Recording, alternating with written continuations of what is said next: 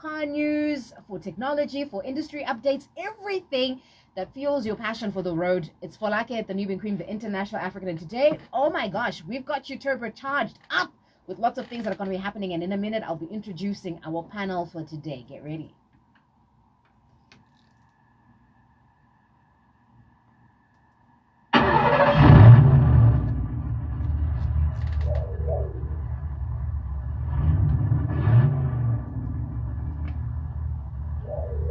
And as always, joining me, I'm the driver,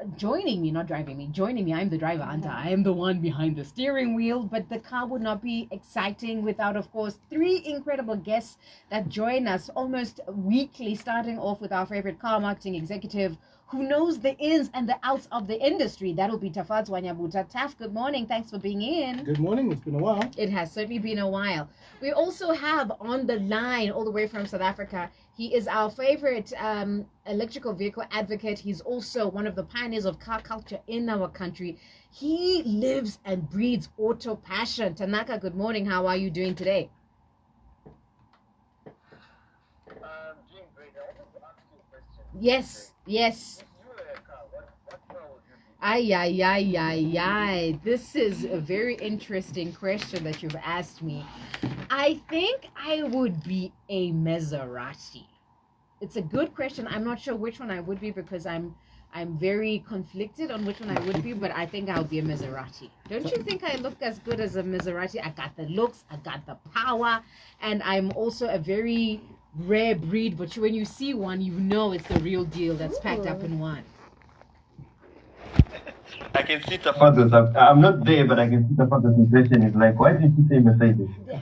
No. Yes. It wasn't Mercedes. Knowing Folake for as long as I have, she likes cars that break down easily. Oh my So I've got a goodness. few brands in mind. So I'm laughing here. Don't go there. Michael might just be listening, and we still are friends with Michael, and he's an advocate of one of my favorite car brands. In fact, I have two, don't I? Yes, you Two do. brands that I absolutely love. One, actually, that seems to be reinventing itself in a direction I'm not happy about, but we'll talk about that a little bit later. Lastly, but in no way least, we have this oh so well soft-spoken, beautiful lady who is actually a car detailing expert, keeping our rides nice, fresh and clean. That is Portia. Portia, hello. Hello, Folake. Thank you for letting me come again. Now, we were laughing before we were live on air, and Tanaka was saying he's also an expert detailer. And I think, Tanaka, you said something that a lot of people think at the back of their heads, and that is people who car washes, people who wash cars.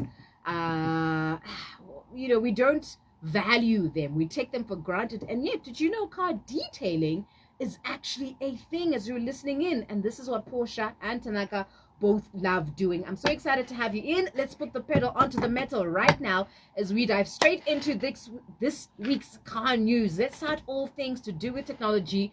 I don't know if you know this, hydrogen is fast becoming something of the future. We know, Tanaka, we've been speaking a lot about electric vehicles and about how they are the future. Are they the future or are they? Because EVs are facing lithium storages, charging infrastructure is still catching up. Enter hydrogen fuel vehicles like the new Tafadzwa, you're going to tell us all about this. That's being designed in partnership also again with the name that I cannot pronounce, which you're going to tell us all about, Tafadzwa, in a minute. And this car is being said runs on removable hydrogen capsules that you can actually swap out in under 4 minutes. That means there's no charging delays, there's no lithium dependency, it's just water vapor as emission stuff. Talk to us about this. Yeah, so hydrogen-powered vehicles have been a talk for a little while. I think it's a space that's been discussed for quite a bit in the car industry. There have been some major players trying to play with this technology, namely Toyota and I think Hyundai or Hyundai in Zimbabwe have been trying to push this agenda, mainly for heavier vehicles. So vehicles that do deliveries, that's your trucks, your last mile vehicles, 3-ton trucks, 5-ton trucks, things of that nature, in terms of putting this as an alternative to fossil fuels, one, and the rising trend in e-vehicles of that size. Unfortunately, this technology will challenge what I think Tanaka definitely loves, which is the EVs, because it draws on where the weaknesses are in electric vehicles. I think one of the biggest things with EVs is range anxiety. What happens when I'm running low, and of course how far can I go on a full charge? Then, most importantly, how long will it take me for me to charge? Infrastructure, like you mentioned, Falake, is still growing, especially in developing countries and countries where EVs or HEVs are still in their infancy.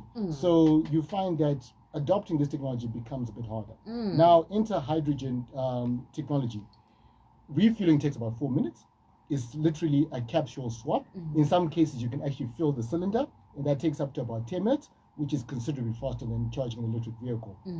Abundance of hydrogen is the most abundant element anywhere in the world. In terms of cost, it's very, very cheap. Now, the downside of hydrogen technology is particularly what NAMX is trying to develop, specifically for your heavier vehicles or your last mile vehicles, is the cost of the research. It's a very expensive technology. But if someone was to crack it, it might solve and make moving heavy machinery, heavy equipment, heavy cargo, moving trucks a lot cheaper, and definitely will give EVs a run for their money. Now, firstly, I'm still not sure if I'm going to drive a car that's NAMX. Like, it just sounds like it's not easy on the tongue. I'm going to put it, which one is your car? It's the NAMX. It just doesn't sound, it doesn't roll off the tongue as nicely as it should. But Tanaka, you are the EV guy. Would you personally buy a hydrogen car, or do you think EVs are still the much better and even possibly a safer bet? I've been very fortunate enough, in this circle, I actually drove a hydrogen vehicle that... Look, hydrogen vehicles, like what Tafadzwa says, they've got a lot of benefits. But one big drawback that really worries me is they're highly flammable. Hydrogen is highly flammable compared to lithium. Yeah. So it's something that we're still trying to work on. I feel hydrogen will work better in high machinery like your trucks, mining equipment, where it's congested, more like where there's a bit of safety concerns that I looked at. In public, it's still a bit of a worry, and to actually get the infrastructure for hydrogen refuel is not cheap. It's quite expensive. Yeah. So I feel, hydrogen can get there. We're going to have petrol and diesel in the new technology. This is going to be your electric battery vehicle and your hydrogen. So happening in future. Yeah. Yeah. Yeah. And how reliable are these cars, Tafadzwa? No, very reliable. For now, for the test, I think there was a very big test that was done by Yande's heavier vehicle arm on the hydrogen. They ran these things for, I think, 2 weeks straight at full speed. They put on, of course, extra tanks to manage the mileage that these cars will do. But it was a proof case that nothing's going to go wrong. One, the technology is reliable and also has a practical element because they were towing a very heavy load at that. But as far as the tests go, very safe. But Tanaka does bring some good points. It encompasses a lot of patterns, engineering to make the power generation safe. Yeah. So there's no combustion. So speaking of engineering, we see that a lot of the technology that's happening now in the car industry is highly focused on electrical veering, right? Does this mean we need to be coming up with new technology to suit hydrogen-powered cars, or the switch is going to be as quick and easy to have? So they're parallel technologies. The electric vehicle technology is in one space. The hydrogen-powered vehicles technology is in another space. So they're both achieving the same thing, movement, but they encompass very different technologies. I would say that at the forefront right now is EV technology because it is the most popular. So when it's popular, it's got money behind it. When there's money behind it, there's drive because a lot of companies tend to make a lot of money and there's a lot of efficiencies in tying this technology to do with maybe solving problems that are current. Now, hydrogen, I think, is more experimental, but if they crack the code, like I said before, it can prove to be a bit more advantageous than what the positives of EVs are. But money, power, resources, technology, they will shape what happens. I think EV technology is causing a ripple effect in enhancing other technologies. So it's doing better for technology as a whole. Hydrogen powertrain technology, I think it's good for that space, but is yet to be developed a lot more. All right, gearheads, as you're listening in, we do this thing where we test your car knowledge every single week. We get to give you clues and you have to guess which car icon we're talking about. 0719 as we're also talking about what's happening in our car industry. We've just been looking at new technology around hydrogen versus EV. As you're listening in, would you consider driving a hydrogen-powered cars? From the things that you've heard so far, the advantages, the cost, the infrastructure, the challenges that may or may not come with hydrogen. 0719 Now, I'm wondering from a detailing point of view, you are saying, Tafadzwa, there's going to be changes that come in terms of the technology. Does this also mean even the way we clean the cars, the way we are maintaining the cars is also slightly different, or there is no such concern? Maintenance, there will be definitely a different approach to it. Cleaning and the normal everyday things, no, there wouldn't be. Because this is it's an enclosed system. So it'd be far away from water, dust, and everything like that. In fact, just to maybe help the listener and people try to understand this, yes, it's highly combustible. Hydrogen is by nature, but they are LPG-driven vehicles used in the public space all over the world.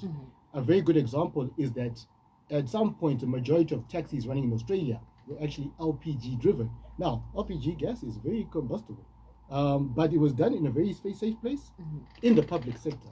So the concerns and all the things that are required to make hydrogen powertrains very safe, I sure have been considered. Okay. Are they perfect? Maybe not, but yeah, it is definitely there. I'm quite excited. I don't know if I'm excited. I'm liking the idea of alternative because hydrogen the technology has been popping up quite a fair bit, and it seems like there are quite a few car manufacturers that are taking this a little bit seriously. 0719 can you tell? Not can you tell? What are your thoughts around hydrogen-powered cars? Also, Taf, give us our first set of clues for the car of the day. Can you guess the car icon from the clues that we give you? 0719 So this car is a true icon. I think when everyone sees it, it's instantly recognizable. It was developed between 1964 and 1973, a true classic. These cars are well sought after then and still very sought after now, with a lot of collectors looking for this cars, and it is a must-have in their collection. It is featured in almost every car genre movie. It is talked about in every car space. It does have a very recognizable logo, which I will not talk about because it will give it away instantly. But it resembles something that is running. Something that is running. This one also. Oh, it could be. It could be a number of things. Fair enough. So it is available in a 2-seater configuration or a 4-seater configuration, generally regarded as a coupe. All right. And has many different types. 0719 with those clues that Taf has handed to you. Can you figure out which car icon we're discussing? Quite excitedly, this I think is definitely going to make Tanaka much happier as Zimbabwe is making waves in the auto industry. Last week we looked also at auto industry. We had guests, no, last week but one, when I was last year, we had guests from South Africa coming into Zim, seeing how we can, synergize our efforts within the car industry. Now, something else is also happening. India has sent a company, Vardhan Lithium, that's hoping to set up some sort of lithium refinery and battery manufacturing plant right here in Bikita. Yes.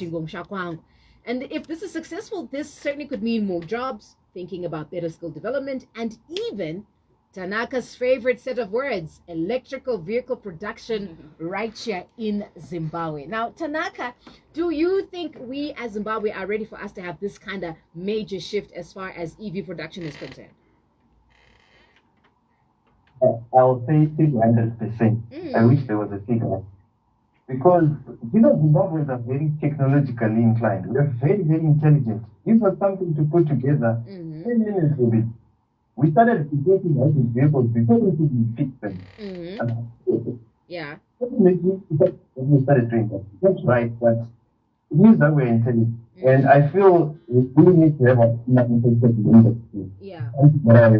That's about the time. So I think, and also we need to be respecting right your parents, respect your battery, you put another battery, you go on, you don't need to charge or something like that. We can actually start that in Zimbabwe.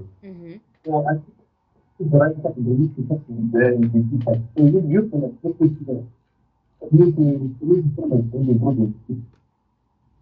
Yeah, Tanaka, you are sounding muffled there for some reason. Is it possible that you can readjust your phone for us so that we can hear you better?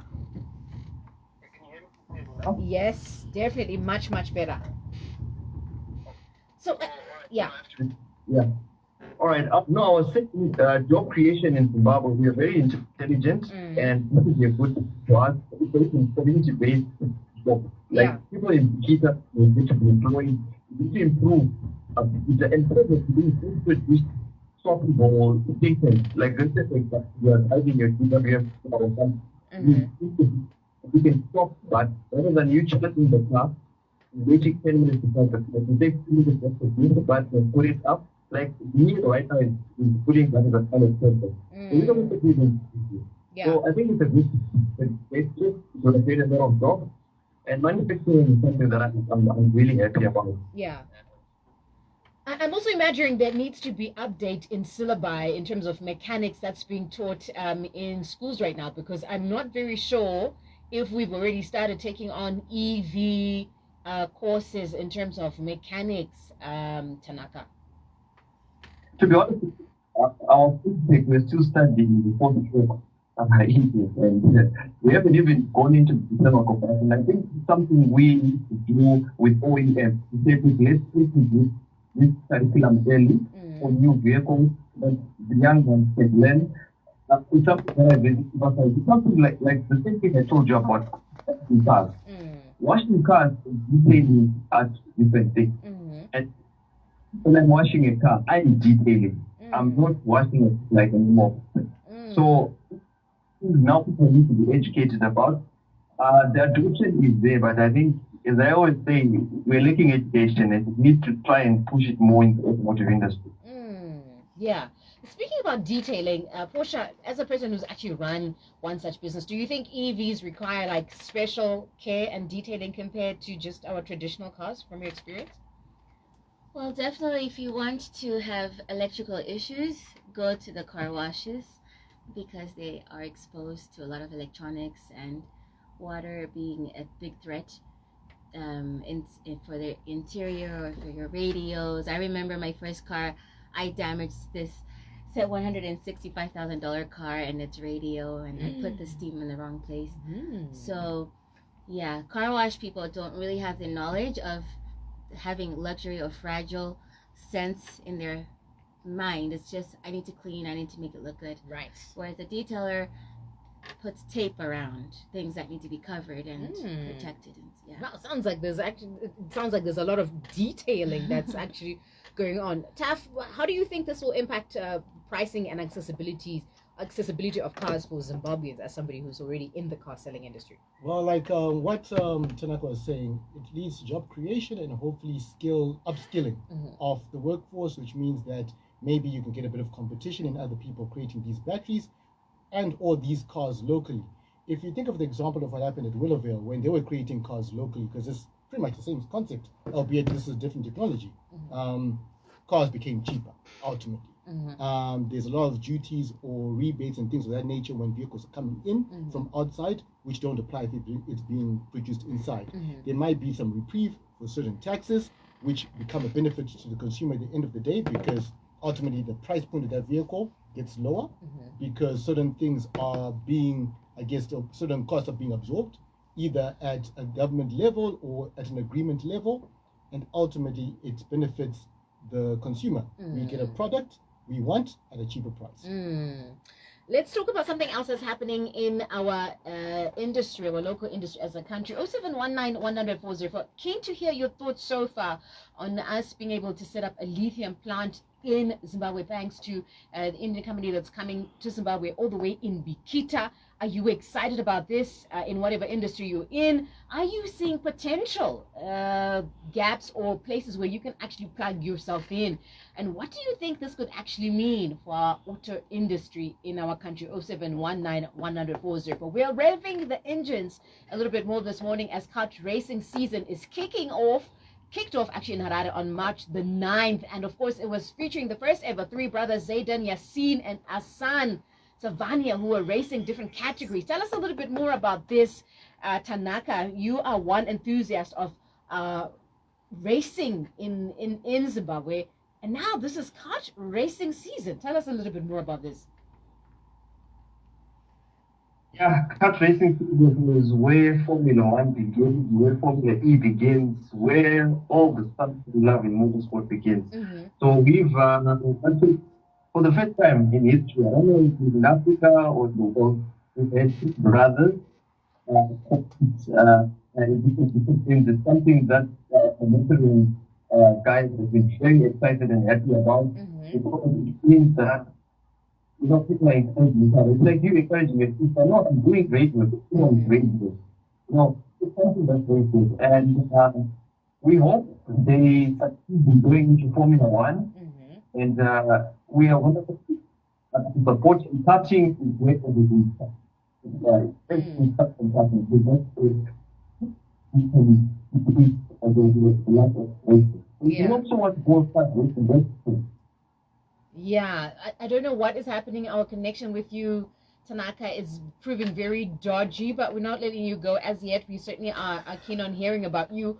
We also heard drag racing happened in Bulawayo last week. We were so excited about this, despite the changes that came to the rules, and lots of enthusiasts in the culture were not happy with the shortening of the course. Build a supercar to experience it in a much shorter course. Many people were very unhappy, and yet we were hearing that the changes came in as a result to protect, the participants in drag racing. The turnout being low, what do you think that's about? Can you hear me now clearly? Yes, we can. Yeah, look, the Bloyer drags, we get the sentiment of people not being happy with the new rules. I think they were not put out in the way that people expected. People were doing cars to be faster.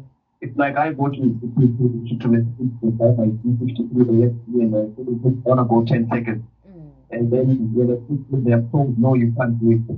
It's quite disappointing. So I think there's a new community that's been created. Fortunately, out here, the guys, we got fit and we are trying to make sure that everyone at the racing academy has been at the launch, that everyone gets to learn how to launch, how to talk, and how to control themselves with the racing. So I think the drag racing is going to grow. This negative attitude that has happened is going to grow on a much attitude. Got you. Taff, do you think people are resistant to racing changes like we're seeing now, or maybe the event needed a bit of marketing or something, and perhaps even engagement to get more people to go? I think there's an element in racing when it comes to, like we talked about the actual course or the track itself being shortened. There are some vehicles where their strength is in the last 200 meters, 300 meters, where they have they can maintain a top or achieve a top speed later rather than earlier.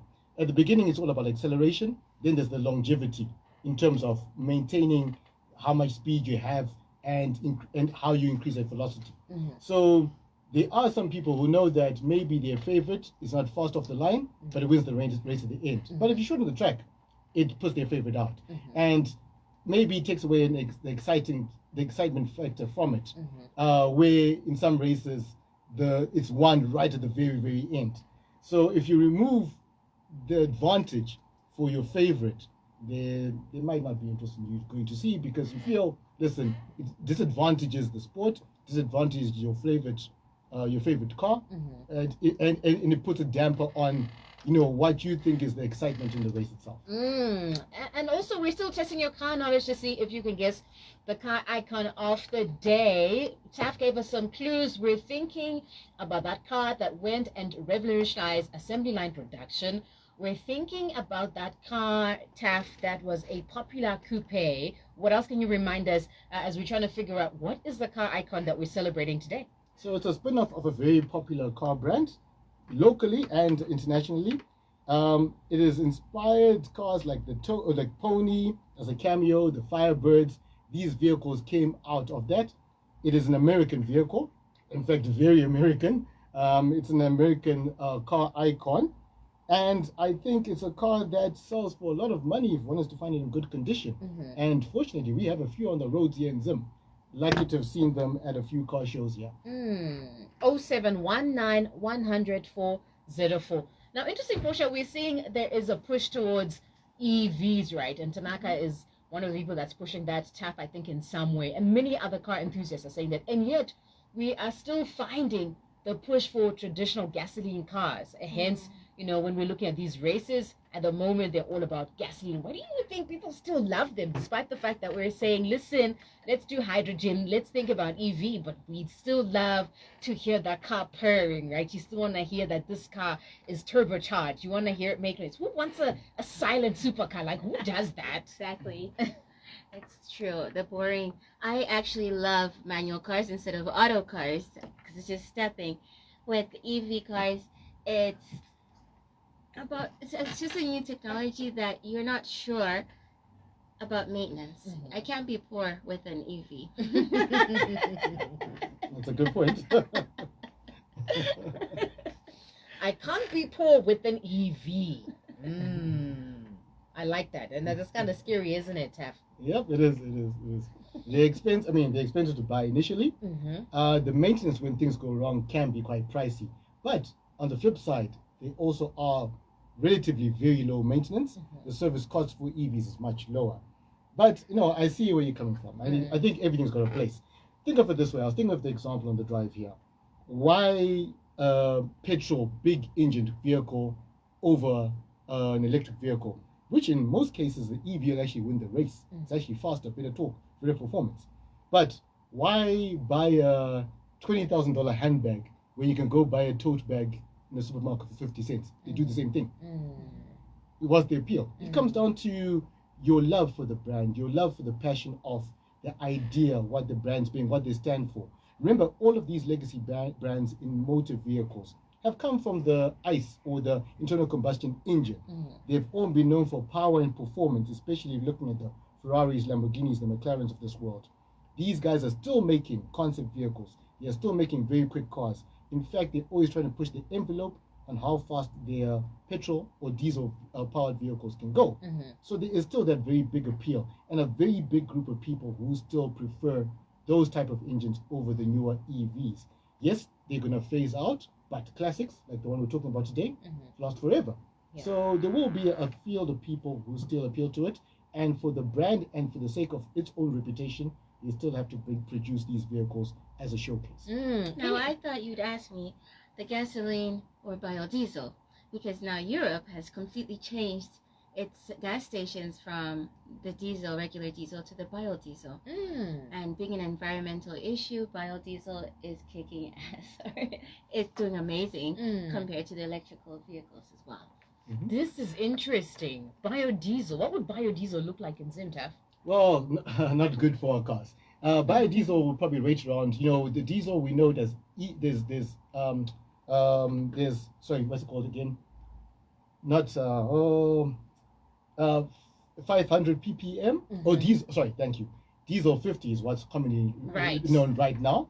Before that, there was diesel 500. Now there's diesel 10. So this is parts per million of sulfur in the diesel itself. So 500 means it's quite high in that sulfur.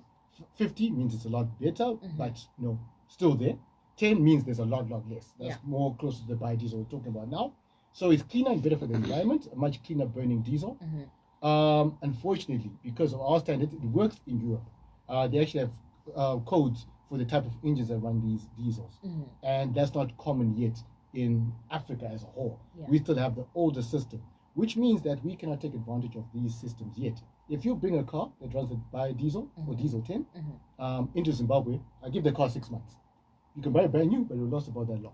It will be completely ruined with the fuel that we think is clean here, but it's not good enough for the engine there. In fact, the second time you probably fill it up, a lot of sensors probably tell you, oh, this diesel is not good. There's a problem. I don't like it. In fact, they probably won't even supply to our market for that reason. Tanaka, what's your thoughts? Because I like that thought process that Lily is on about biodiesel actually becoming maybe I can't say a more favorable option, but an option nonetheless, versus saying, you know what, forget our fossil fuels, let's go diesel. Let's go completely electric or even hydrogen. And I'm asking you this question as we also want to quickly talk. Can you imagine we've got like 3 minutes left? As we also want to talk about something exciting that's coming into Zimbabwe, and that's the solar and renewable energy conference that's coming up. Well, to be honest with you, I think in Europe and America they've got serious emission rules. So what they're trying to do, they're trying to safeguard the internal combustion at the same time maintain the emission rules. Like what Char was saying, in Africa it's a different approach. On the cars that we get here in Africa, we think what that's not like in Europe. That's why you see sometimes people are struggling to maintain with important somewhere. And in this but then the certainly the brand is a problem. That car is just a market. So this is a good thing. I this idea for our that's the question. So I will look at more people here for hydrogen, but I'd say if we really want to keep our internal combustion, let's just maintain hybrid. There's all miles the hybrid, there's plug-in hybrid. We can start with that and then move on to electric. Gradually. Yeah. Joining the discussion is Jimmy, the truck driver. He says, for like I have experienced a hydrogen. I'm a truck driver and I've experienced a hydrogen and a Volvo EV. I prefer the EV truck, and like what Tanaka said, they have more benefit to Africa solar charging and lithium battery production. The new BMW M5 is now plug-in hybrid. Is it now on the streets? I know it was doing a world tour. Has it officially been let on our streets yet, the BMW M5? Not to Zimbabwe, but South Africa probably are testing it right now, and worldwide, of course, it's on the market already. It's on the market PEVs or plug-in hybrids, electric vehicles are there. But good news, there's actually a plug-in hybrid electric vehicle that's coming to Zimbabwe very soon. Yeah, can you share details on that? Oh, you'll hear about it soon. It's still a whisper, so when the details get firmed up, but it's 100% on the way. 4737 comes through and says, Fulake, I know what that car is a Chevrolet. Taf, are they correct or are they not correct? No, close, but not close enough. 6858 is in love with your voice, Porsche, because that car detailer has such a nice voice.